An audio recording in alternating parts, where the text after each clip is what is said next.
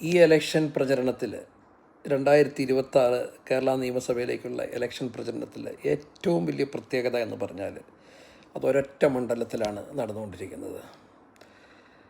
ഉമ്മൻചാണ്ടിയുടെ മകനായ ചാണ്ടി ഉമ്മൻ. ഇങ്ങനെയൊരു പേര് വേണമായിരുന്നു ഇതുവരെ ചാണ്ടി ഉമ്മന്. പക്ഷേ അത് ചാണ്ടി ഉമ്മൻ അങ്ങ് മാറ്റി കുറിച്ചിരിക്കുകയാണ്. അദ്ദേഹത്തിൻ്റെ പ്രചരണം എന്താണെന്നറിയാമോ? രീതികൾ എങ്ങനെയാണെന്നറിയാമോ?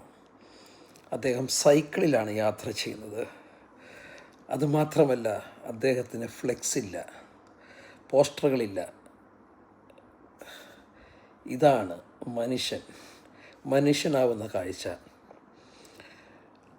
അപ്പൻ്റെ നിഴലിലാണ് എന്ന് ആളുകൾ കളിയാക്കിയിരുന്ന ഒരു കാലഘട്ടത്തിൽ നിന്ന് അദ്ദേഹം തൻ്റെ സ്വന്തം പ്രഭാവത്തിൽ താൻ ഉദിച്ചുയരുന്ന ഒരു കാഴ്ചയാണ്. ഫുള്ളി കമ്മിറ്റഡ് ആയിട്ടുള്ള, തന്തയ്ക്ക് പിറന്നവനെന്ന് വിളിക്കാൻ കഴിയുന്ന ഒരു മകനെ ദൈവം കൊടുത്തു. അതുകൊണ്ട് തന്നെ ആ മകൻ്റെ പ്രവർത്തനങ്ങളും അങ്ങനെയാണ്. ഫുള്ളി കമ്മിറ്റഡ് എന്ന് നമ്മളെല്ലാവരും അറിയാം. ഉമ്മൻചാണ്ടി ആരായിരുന്നു, എങ്ങനെയായിരുന്നു പ്രവർത്തനം. പോക്കറ്റിലൊരു പൈസ ഉണ്ടാവില്ല, പക്ഷേ ആൾ തിരുവനന്തപുരത്തെത്തും. അതായിരുന്നു ആളുകളുടെ ഇടയിൽ അദ്ദേഹത്തിന് നിലനിന്നിരുന്ന സ്നേഹവും ബഹുമാനവും.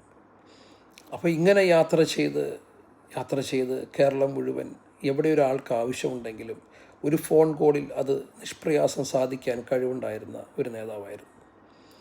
നമ്മൾ ശരിക്കും അദ്ദേഹത്തെ മിസ് ചെയ്യുന്നുണ്ട്. പക്ഷേ അതിന് 100 മടങ്ങ് പ്രാപ്തിയായിട്ടാണ് ഉമ്മൻചാണ്ടിയുടെ മകൻ ചാണ്ടി ഉമ്മൻ വിളങ്ങി നിൽക്കുന്നത്. എല്ലാവിധ ആശംസകളും നേരുന്നു.